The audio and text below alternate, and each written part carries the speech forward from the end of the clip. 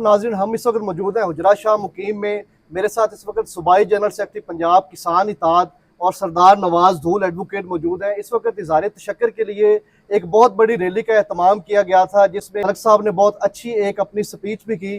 तो पाक अफवाज को खराज तहसीन पेश करने के लिए ये एहतमाम किया गया था।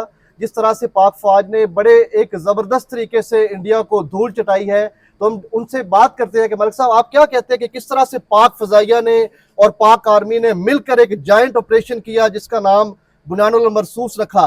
तो क्या कहते हैं, क्या जज्बात है कौम के इस वक्त?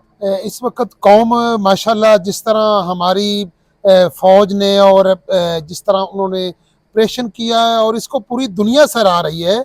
और बाकी मुल्कों में मैं खबरें में मैं सुन रहा था जिसमें बीबीसी ने भी ये वाज़ह कह दिया है कि जो फ़ज़ाइया है पाकिस्तान की, उसके मुकाबले में दुनिया की कोई फोर्स नहीं है। तो इस हवाले से हमें बड़ी खुशी है कि इस फौज ने हमारा दुनिया में भी नाम रोशन किया है और जो हमारा पाकिस्तान के हर जो लोग हैं वो खुशी से नहलाल हैं। और आज हमने एक रैली का इत्माम किया और हजारों की तादाद में लोग उसमें शामिल हो गए। और मैं समझता हूँ कि हमारी पाक फौज ने हमारा जो सर फख्र से बुलंद कर दिया है। तो ये जो हमारा एक बहुत अच्छा जबरदस्त एक नौजवान पायलट कामरान मसीह का इस वक्त सोशल मीडिया में चर्चा है, उन्होंने किस तरह से अटैक किया और क्या कहते हैं कि एक मसीह होके उसने पाकिस्तान की दिफा के लिए अपनी जान दांव पर लगाई, डेथ सिग्नेचर किए और फिर भरपूर तरीके से इंडिया में जाकर अटैक किए। तो क्या जज्बात है, एक मसीह बरादरी जो है वो इस वक्त क्या फील कर रही है और आप क्या उसके बारे में कहना चाहते हैं? मसीह बरादरी वो क्योंकि हमारे भाई हैं और अहले किताब हैं, हमारे वो भाई हैं। और दूसरा मैं ये आपको कहना चाहता हूँ कि जो जज्बा जो है जहाद का जज्बा जो हमारे लोगों में है या फोर्स में है वो किसी और में है ही नहीं।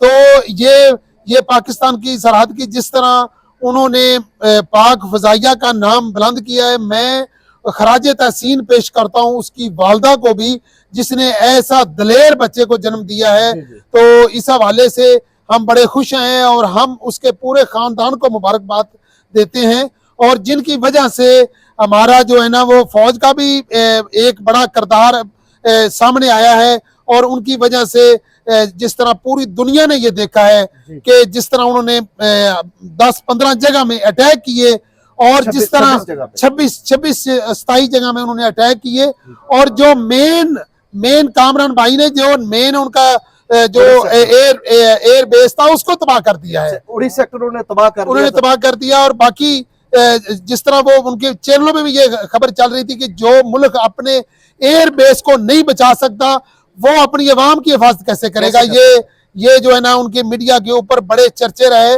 और मैं खराज तहसीन पेश करता हूँ कि उनकी खास तौर पे उनकी वालदा को जिसने इतना दलेर बेटे को जन्म दिया। तो जो हमारे इस वक्त पाक फौज के सिपह सलार है जनरल सैयद आसम मुनीर और उसके बाद फजाइया के जो एयर चीफ है, उनके बारे में क्या ख्याल है? बहुत अच्छे तरीके से जैसे मिसाइल लॉन्च किया गया तो उसका नाम अल फतेह था, ऑपरेशन का नाम बुनियानुल मरसूस था। ऑपरेशन जब शुरू हुआ तो वो फजर के बाद शुरू किया गया सुन्नत रसूल के मुताबिक।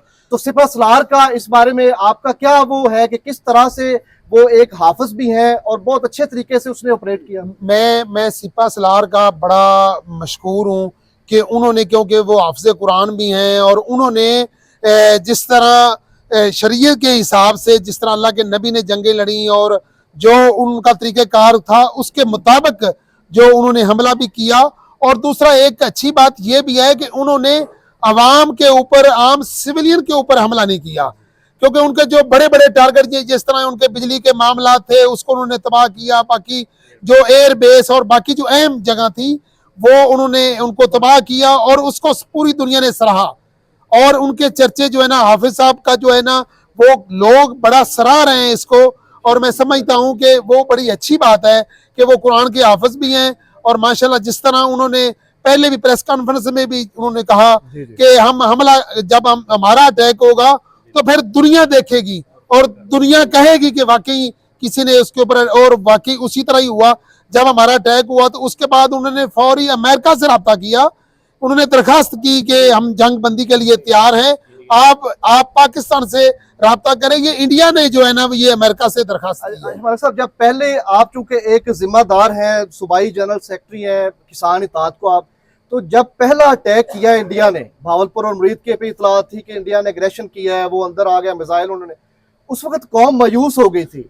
फिर उसके बाद ड्रोन अटैक हुए, तो क्या कौम को मुकम्मल एतमाद रखना चाहिए था फौज पे, या मायूसी वाली जो बातें करते हैं, मेरा ख्याल है उनको क्या आप पैगाम देंगे, किस तरह से कौम को मायूस करके सोशल मीडिया पे अफवाहें फैला के, ये कोई अच्छी बात तो नहीं थी ना। मेरा उन तमाम जो मेरे पाकिस्तानी भाई हैं उनसे भी मेरी रिक्वेस्ट है कि खुदारा आप पाक फौज के बारे में कोई ऐसी बात ना करें। जिस तरह पाक फौज ने हमारा पूरी दुनिया में नाम रोशन किया है, तो मैं पाक फौज को खराज तहसीन पेश करता हूं। और जो सोशल मीडिया के ऊपर जो मेरे भाई हैं जो को थोड़ी बहुत बात करते हैं, उनसे भी मेरी रिक्वेस्ट है कि खुदारा आप आर्मी के बारे में कोई बात ना करें। जिन मुल्कों की आर्मी कमजोर है वो रातों रात हमला करके पूरे मुल्क को तबाह करके चले जाते हैं।